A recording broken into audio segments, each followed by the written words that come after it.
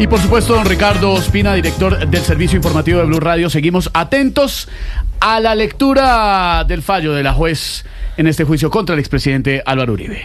Esteban, comenzó a las 8:30 de la mañana la juez Sandra Heredia. A esta hora la escuchamos y la vemos.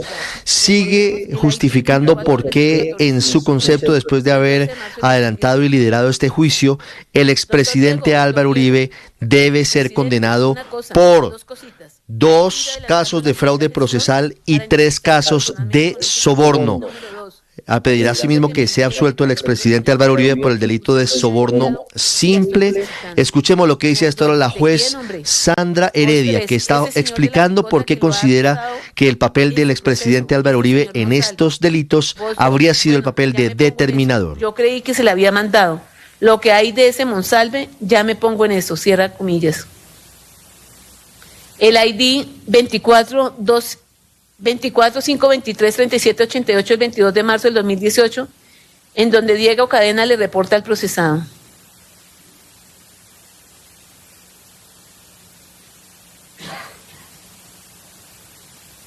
Presidente, buenas noches. Doctor Diego, ¿cómo va? Bien, presidente, me imagino que muy ocupado.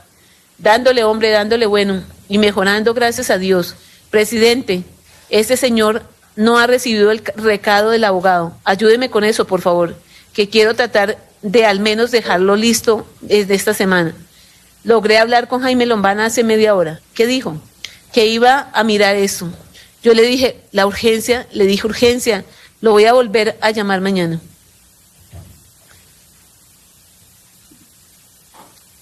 Puntos suspensivos.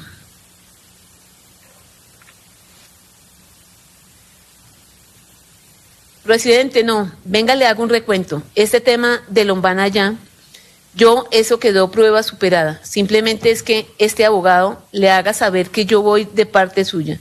Yo pude ir hoy y me contaron una cantidad de irregularidades que personalmente se las explico. Él está siendo muy presionado allá porque ya se filtró de que yo estaba yendo a hablar esa vaina. Entonces que le están diciendo allá que mucho cuidado, que cómo se le ocurre, que no haga eso. Entonces, ¿cuál es mi política?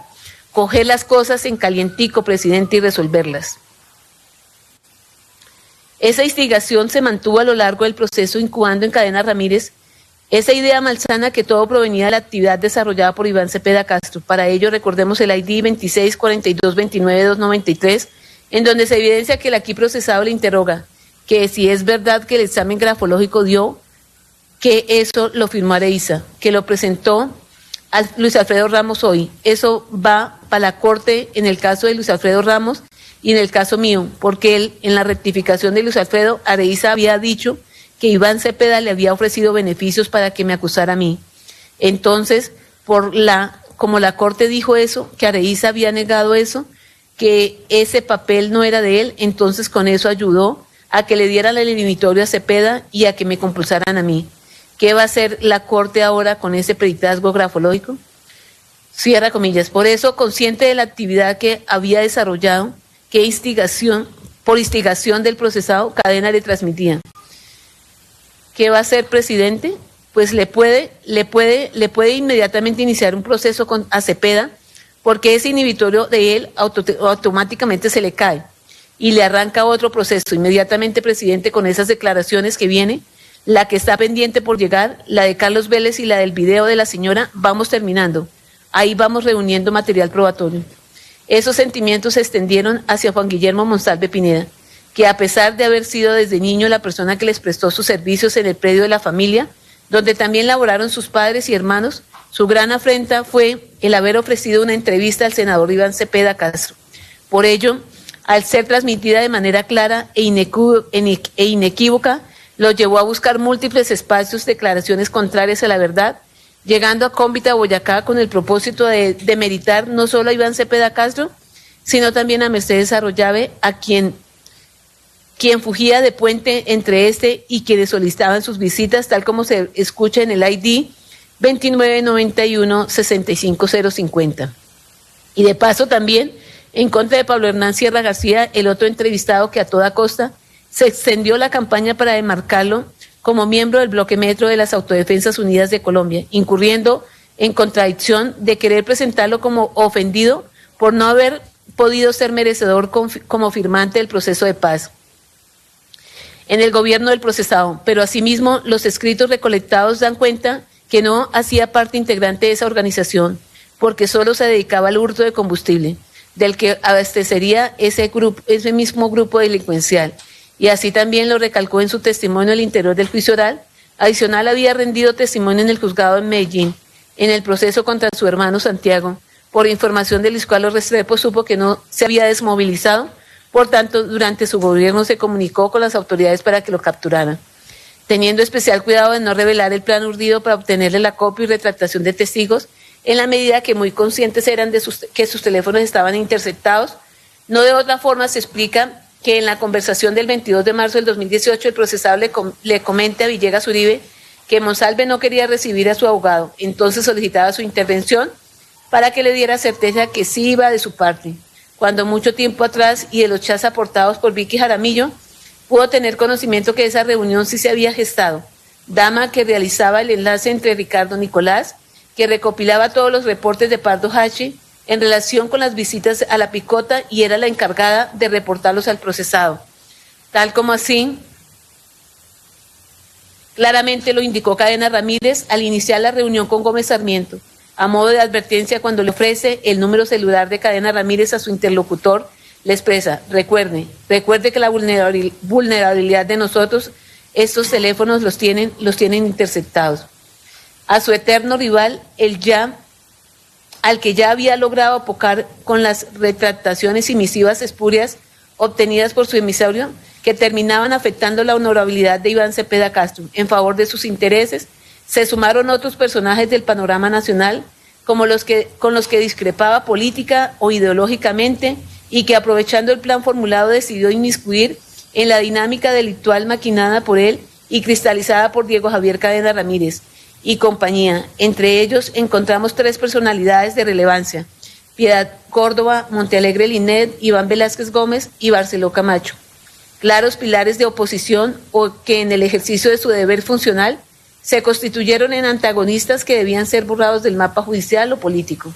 Inicialmente, de la versión del propio acusado, tenemos que a Piedad Córdoba la calificó como una persona destacada de la política antioqueña y después nacional con la que vivió entre soles y sombras, porque lo quiso y lo dio cuando salieron los escándalos, muy carismática y simpática, queridísima cuando no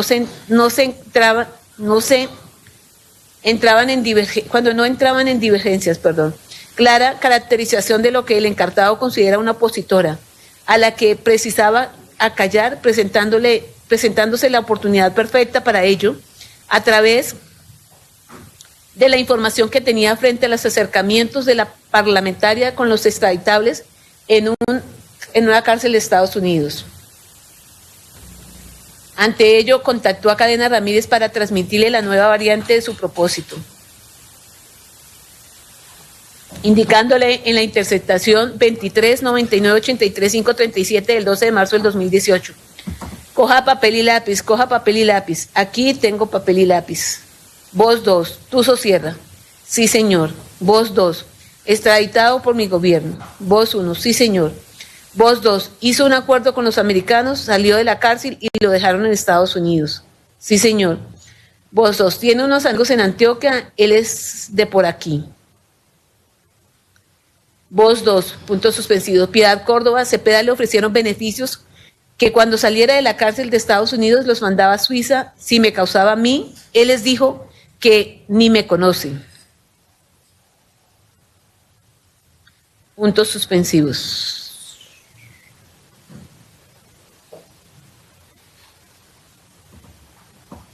Sí, señor, le estoy escuchando. Entonces le dice, el Tuzo insinúa que Julio le iba a hacer una entrevista para decir eso antes de elecciones, pero que Julio le dijo que la hacía después de elecciones para no alterar el resultado electoral. Si eso es verdad, quedó muy sentido con Julio, porque bastante daño me hicieron y porque aplazaron una cosa tan importante para mí. Como eso, entonces lo que yo no sé, yo no quiero mencionarle nada a Julio, por ahora, porque hago un daño con esto del Tuzo Sierra. No sé si esperar hasta el 2 o 3 de abril, que él tiene esas audiencias sobre Jorge León Sánchez, pero quería que usted pensara muy bien el tema, a ver qué manejo se le da. Presidente, mi sugerencia es la siguiente. Cuando yo contacte a este señor para que nos esclareciera mediante una declaración extrajuicio, él me mandó esta razón, puntos suspensivos. La conversación que se translitera es de cardinal significancia para la decisión que se profiere porque saltan a la luz ingredientes indispensables de la influencia de Álvaro Uribe Vélez sobre el abogado. Lo primero, dictarle la nueva misión que debería emprender, esta vez respecto al episodio Tuzo Sierra, bosquejándole el contexto factual sobre una reunión surtida en su contra, en la que tomó partido sus enemigos naturales, Piedad Córdoba e Iván Cepeda Castro, quienes supuestamente ofrecieron beneficios cuando los privados de la libertad salieran de las cárceles de Estados Unidos. Se lo acusaban a él, premisa que, como ya se advirtió, no corresponde con la verdad, según los dichos conjuntos de Cepeda Castro, Rodrigo Lara Restrepo y Salvatore Mancuso Gómez. Esa proyección volitiva del determinador a determinado se exacerba si tenemos en cuenta que el acusado admite con vehemencia que sus abogados Jaime Granados Peña y Jaime Lombana Villalba no son capaces de obtener un video de la persona que soporta las incriminaciones en contra de los parlamentarios, pese a que era el mismo Uribe Vélez quien lo pedía. Ese hilo conductor es definitivo en que el profesional de derecho proceda a obtener las cartas mendaces, acudiendo a los terceros requeridos para el designio inicial del instigador. Por ello, incluso propone contactar a Sierra Ramírez para que allegue una declaración extrajudicial y asegurar la verdad, presidente, porque ya luego empiezan los ofrecimientos de terceras personas. Eso hay que cogerlo calientico y asegurarlo, cierra comillas. De tal suerte que esa es una breve muestra de decenas que subyacen sobre la influencia del actor frente al fraude procesal que cristalizó Diego Javier Cadena Ramírez con la obtención de los memoriales del 1 de agosto y el 20 de diciembre del 2018, que fueron arribados a la Corte Suprema de Justicia para retrotraer el auto inhibitorio proferido en favor de Cepeda Castro, con el palmario afán de hacer incurrir en error a la alta corporación sobre hechos que hasta la saciedad se ha colegido no correspondían con la realidad. Dentro de esa escala se ha validado el doble hecho de causalidad entre la acción del inductor en el evento de Tuzo Sierra al conducir a Diego Cadena hacia un cometido de venganza, la obtención de providencias judiciales contrarias a la ley que lo beneficiaran y afectaran a sus contrincantes políticos Iván Cepeda Castro y Piedad Córdoba. Injerencia energética que llevó al abogado a la decisión de delinquir incluso en contra de los principios que juró proteger como profesional del derecho. En ese entramado delictual que supuso el evento en Norteamérica y al apreciar los frutos contenidos de fulminar la credibilidad de sus disidentes, concluyó que el insumo podría ser implementado en contra de sus otros opositores en una nueva misiva, ubicando nuevos actores destinatarios de las malcreencias del aquí acusado, esta vez embiciendo en primer momento en contra de Iván Velázquez Gómez, un colega con el que por décadas creyó los alejaba una posición y militancia contrapuesta del movimiento estudiantil de la Universidad de Antioquia, tal como lo develó en vista pública y que representaba la institucionalidad y el trabajo de la Administración de Justicia, sobre el que innumerables reparos ha fragado siempre a lo largo de su trayectoria, hecho que lo posicionó como uno de los objetivos a remover del camino, para erigir sobre su descrédito el supuesto entrampamiento que se surtía en su contra desde la Judicatura. Asimismo, a la Fiscalía General de la Nación, como parte de la rama judicial por mandato constitucional, el artículo 249 de la Carta Política, también fue alcanzada por ese ánimo revanchista, esta vez en los dirigentes del momento de los hechos, el fiscal y vicefiscal general, doctores Eduardo Montealegre Linet y Jorge Perdomo Torres, que como destinatarios de la embestida se les impuso ejercer sus roles desde la corrupción, ofreciendo 100 millones de pesos por obtener declaraciones que atentaran contra Uribe Vélez, cuando lo validado en sede de juicio oral es que los funcionarios no actuaron de manera contralegem y todas sus actividades se enmarcaron en las facultades que la ley les concedía. Ese proceder no se aprecia anómalo, pues la enemistad manifiesta entre Montealegre y Linet no solo fue advertida por los asistentes a la audiencia pública, sino abiertamente reconocida por el justiciable que, en su testimonio, evocó que su relación con el doctor Eduardo tuvo 3 etapas, una muy cercana, otra que no entendió durante la segunda parte de su periodo como fiscal general, cargada de matices políticos en contra de su partido, y la última, donde el funcionario permanece enrabiado. con el actor. De ahí que es palpable que por el resentimiento se canalizara las intenciones ofensivas en una sola jugada que neutralizó a toda la cúpula enemiga. Por otra parte, la ofensiva contra la Fiscalía General de la Nación se concretó desde dos flancos distintos, no solo en el episodio del Tuzo Sierra, sino también en el de evento de Hilda Niño Farfán, sobre el que se absuelve por falencias en la construcción de los hechos jurídicamente relevantes, en detrimento del principio de congruencia. Empero es el fiel retrato del mismo proceder inductor en el que Uribe Vélez conllevó a Cadena a configurar la conducta punible de soborno, conclusión que se alcanza con la interpretación 25, 31, 33, 331. Presidente, ¿cómo está? Buenos días. Doctor Diego, ¿cómo le ha ido? Todo bien y mejorando, presidente. ¿Y usted? Bueno, bien, hombre, bien, defendiendo ayer las carreras para presentar esa respuesta en el Consejo de Estado, hombre. ¿Y ahí qué? ¿Qué ha pasado? No veas, es que hay un abogado tunjano boyacense. Estudió en la Universidad de Antioquia y me tiene afecto. Él fue representante por el Partido Conservador, siendo yo senador. Ayer se fue al Senado a decirme esto, que él tiene una familia en Boyacá y que por un problema una niña que era fiscal o jueza está en la cárcel del Buen Pastor, una niña Jenny, sí señor, y que ella quiere contar algo que supo muy grave contra mi hermano y contra mí. A quien mandáramos al Buen Pastor a hablar con ella. Regálame, deme un mensaje de texto, presidente. La información yo me la encargo del de trámite. Cierra comillas, de tal suerte que la conversación evidencia que la información muy grave no solo se comunicaba, sino que sugiere la necesidad de actuar, generando una expectativa de ejecución como un mecanismo de inducción indirecta, propia de la determinación. No de otra manera Cadena Ramírez hubiera tomado partido para recaudar los memoriales de Hilda Niño, asumiendo la responsabilidad de llevar a cabo la acción.